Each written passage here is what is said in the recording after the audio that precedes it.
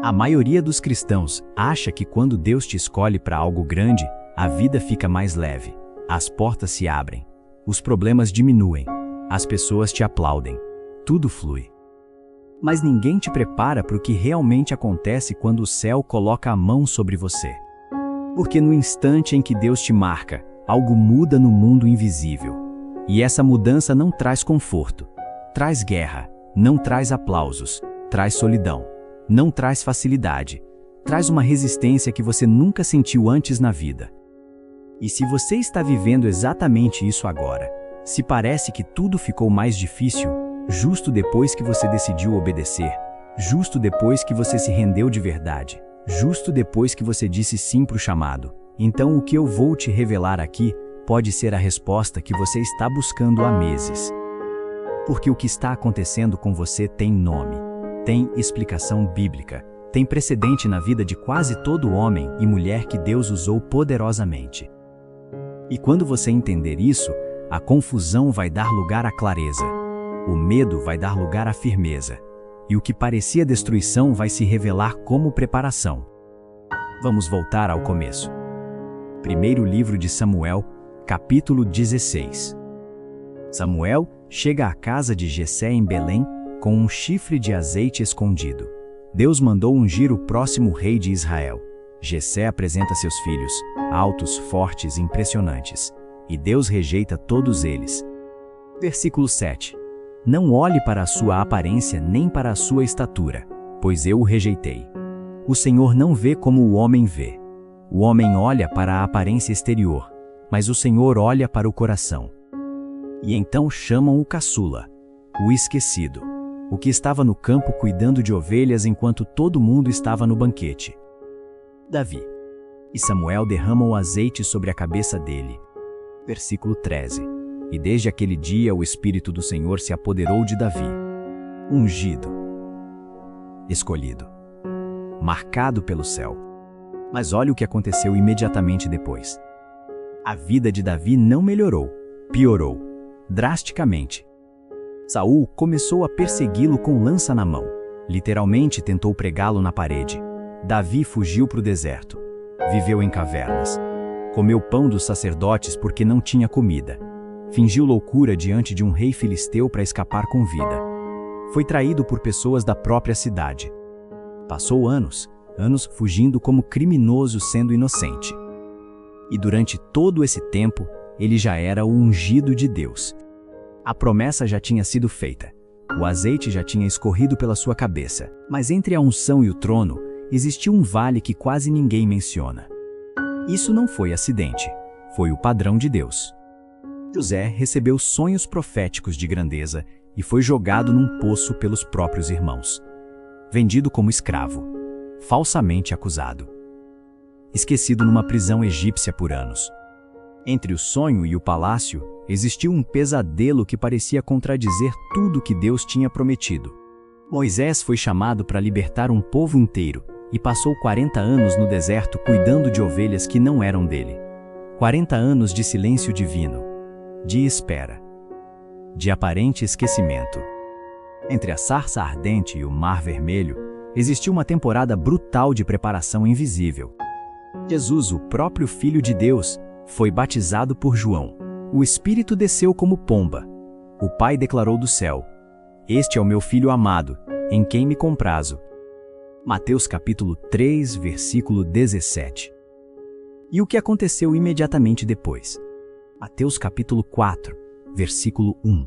Então Jesus foi levado pelo Espírito ao deserto, para ser tentado pelo diabo. Imediatamente. Logo depois da declaração pública. Logo depois da confirmação celestial. O Espírito, não o diabo, o Espírito levou Jesus para o deserto. Para 40 dias sem comida. Para enfrentar Satanás cara a cara. Você precisa entender isso. A unção atrai oposição. Sempre atraiu. Sempre vai atrair. E aqui está o erro que destrói muitos cristãos genuinamente chamados. Eles interpretam a oposição como sinal de que estão no caminho errado. Acham que se fosse de Deus, seria fácil. Que se fosse legítimo, as portas estariam todas abertas. Que se fosse verdadeiro, não doeria tanto. Mas a Bíblia mostra exatamente o contrário. Quanto maior o chamado, mais intensa a oposição. Quanto mais perigoso você é para o reino das trevas, mais ataques você atrai. Efésios capítulo 6, versículo 12. Porque a nossa luta não é contra carne e sangue, mas contra os principados e potestades, contra os dominadores deste mundo tenebroso, contra as forças espirituais do mal, nas regiões celestiais. Essa luta é real. Não é metáfora. Não é linguagem poética. Existe um mundo espiritual operando por trás do que seus olhos conseguem ver. E nesse mundo, sua obediência a Deus não passa despercebida. Quando você decide orar de verdade, o inferno percebe. Quando você se consagra, o inimigo nota. Quando você diz sim para o chamado que Deus colocou na sua vida, você se torna alvo. Não porque Deus te desprotegeu, mas porque você se tornou uma ameaça real, e essa ameaça gera reação. Sabe quando você começou a buscar Deus com mais intensidade, e de repente sua mente ficou mais confusa do que nunca? Quando você decidiu ler a palavra todo dia e a ansiedade apareceu do nada? Quando você fez aquele compromisso com Deus e no dia seguinte tudo pareceu desmoronar? O relacionamento estremeceu, o dinheiro apertou, a saúde balançou, o ânimo despencou? Isso tem nome. Isso é resistência espiritual. É o inimigo tentando te fazer voltar atrás, tentando te convencer de que não vale a pena, tentando plantar dúvida no que Deus já confirmou. Elias é talvez o exemplo mais impressionante disso. 1 Reis capítulo 18. Ele acabou de enfrentar 450 profetas de Baal no Monte Carmelo. Fogo caiu do céu. O povo se prostrou. Os falsos profetas foram derrotados. A chuva voltou depois de 3 anos de seca. Foi o auge do ministério dele, o momento mais glorioso. E o que aconteceu logo depois? Capítulo 19. Jezabel mandou uma ameaça de morte. E Elias, o mesmo homem que enfrentou 450 sozinho, fugiu apavorado, correu para o deserto, sentou debaixo de uma árvore e pediu para morrer. Versículo 4. Basta, Senhor. Toma a minha vida. Do topo da montanha para o fundo do poço em questão de horas. Como isso é possível? Porque os maiores momentos espirituais, frequentemente, são seguidos pelos maiores ataques emocionais.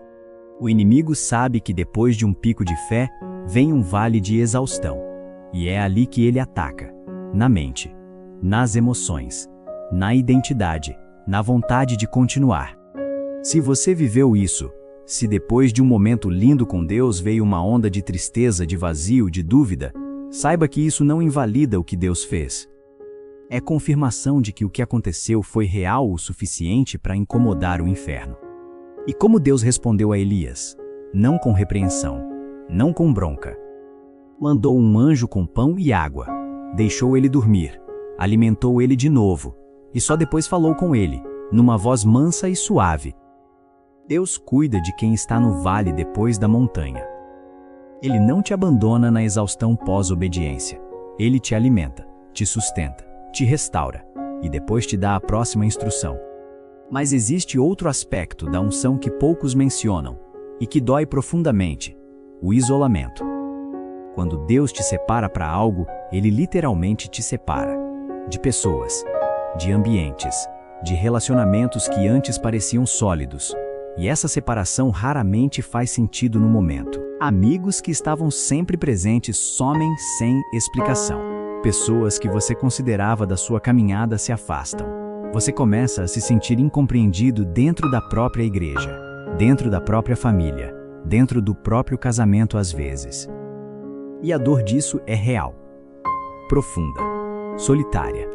Mas olha o que a Bíblia mostra sobre os padrões de Deus. Abraão foi chamado para sair da sua terra, da sua parentela, da casa do seu pai. Gênesis 12. Separação total. Moisés passou 40 anos isolado no deserto de Midian antes do chamado na sarça. Jesus frequentemente se retirava para lugares desertos para ficar sozinho com o Pai. Lucas capítulo 5, versículo 16. O isolamento na mão de Deus não é castigo, é sala de aula. É onde Ele ensina coisas que só o silêncio permite aprender. É onde Ele forja coisas que só a solidão produz. É onde Ele constrói uma profundidade que a multidão nunca poderia construir. Quando Deus te isola, Ele está te protegendo de influências que impediriam seu crescimento. Está removendo muletas que você usava para não depender totalmente dele. Está te preparando para carregar algo que exige uma estrutura interna que só se constrói na quietude. Davi escreveu os salmos mais profundos nas cavernas. Paulo escreveu as epístolas mais poderosas nas prisões. João recebeu o Apocalipse exilado na ilha de Patmos. A maior produção espiritual da história humana nasceu no isolamento. Se você está numa temporada assim, não interprete como abandono. Pergunte: Pai, o que o Senhor está construindo em mim nesse silêncio? E tem mais um aspecto que precisa ser falado: as portas que fecham. Quando você é genuinamente chamado, nem toda porta aberta é de Deus e nem toda porta fechada é do diabo. Às vezes Deus fecha portas que você orou desesperadamente para abrir, não porque Ele é cruel, porque Ele vê o que está do outro lado e você não. Atos capítulo 16, versículos 6 e 7. Paulo e Silas tentaram pregar na Ásia. O Espírito Santo impediu. Tentaram ir para Bitínia. O Espírito não permitiu. 2 portas fechadas seguidas. Imagina a frustração. Você quer pregar o Evangelho e o próprio Espírito Santo te barra? Mas então veio a visão do homem da Macedônia chamando. E Paulo entendeu. Deus não estava bloqueando o ministério. Estava redirecionando para onde o fruto seria multiplicado de um jeito que ele jamais teria planejado.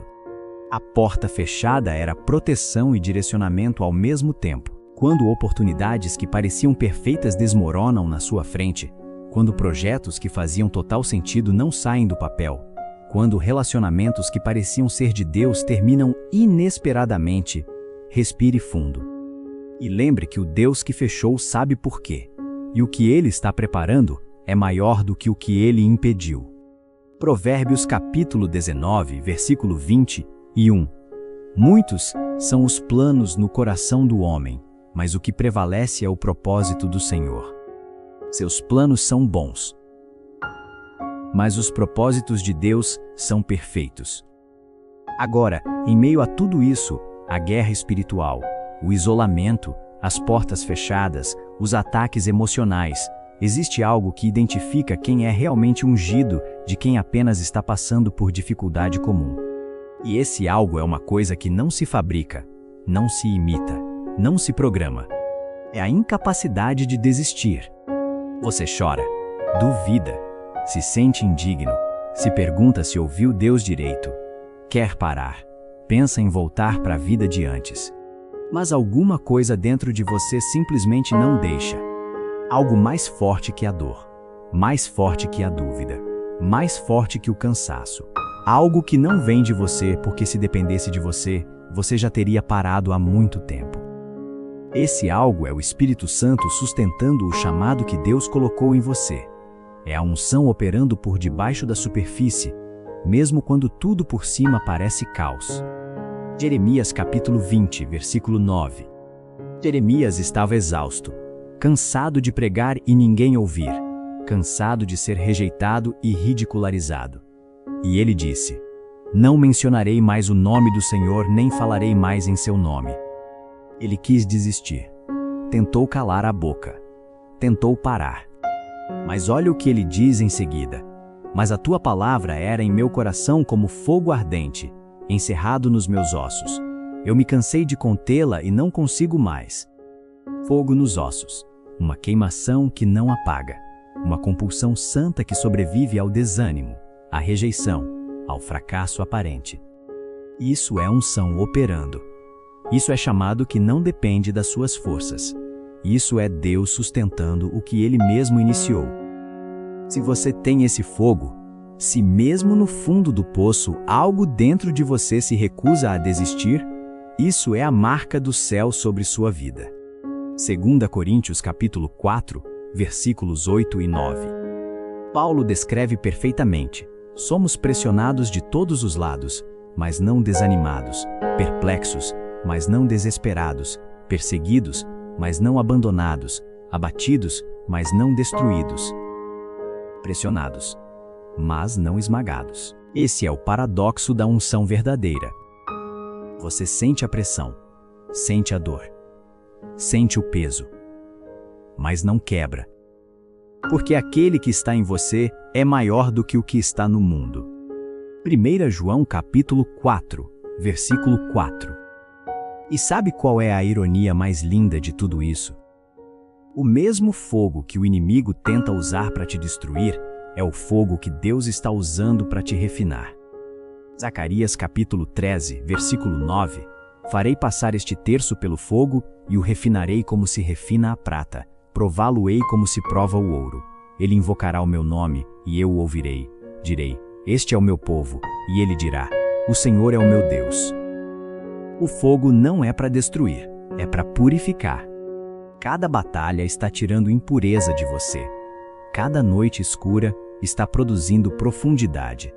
Cada lágrima está regando algo que vai brotar na hora certa. E quando você sair do fogo, e você vai sair, não vai sair apenas com o chamado intacto. Vai sair com autoridade. Autoridade que só vem para quem passou pelo vale e não desistiu. Autoridade que não se compra em conferência, não se recebe por imposição de mãos desconectada da realidade, não se fabrica com marketing espiritual. Autoridade que vem de cicatrizes, de joelhos calejados, de madrugadas de choro que se transformaram em manhãs de adoração. Salmo 30. Versículo 5. O choro pode durar uma noite, mas a alegria vem pela manhã. Amanhã vem, sempre vem. E o que Deus preparou para você na manhã vai fazer cada noite valer a pena. Então, se você está no meio do fogo agora, se o peso está mais forte do que nunca, se o isolamento dói, se a mente está sendo atacada, se as portas estão fechando, se as pessoas não entendem, não recue. Não desista. Não interprete a batalha como abandono. Levante a cabeça. Aguça sua fé. Permanece fiel no escondido. Mantenha a humildade mesmo quando ninguém está vendo. E espere. Porque quando Deus finalmente revelar o que Ele esteve construindo em você durante todo esse processo, cada batalha vai fazer sentido. Cada lágrima vai encontrar propósito. Cada noite escura vai se transformar em testemunho que liberta outras pessoas. Romanos capítulo 8, versículo 18. Considero que os sofrimentos do tempo presente não podem ser comparados com a glória a ser revelada em nós. A glória que vem é incomparavelmente maior que a dor que está passando. E essa glória não é fama humana. É a manifestação do propósito de Deus através da sua vida rendida. Se inscreve no canal agora e ativa o sino se essa palavra tocou algo dentro de você que não se explica com lógica. Compartilha com alguém que está no vale, que está pensando em desistir, que precisa ouvir que a batalha não é sinal de fracasso, é sinal de unção. E comenta aqui embaixo: eu não veio ou vou desistir. Declara isso. Grava isso no teu espírito. Porque o inferno ouve quando um ungido de Deus declara que não vai parar. Que o fogo de Deus queime em você mais forte do que qualquer fogo que o inimigo tentar lançar contra você. Que a unção que está sobre sua vida não seja apenas sentida, mas vivida, honrada e multiplicada. Ele te escolheu, Ele te marcou, e Ele vai completar o que começou.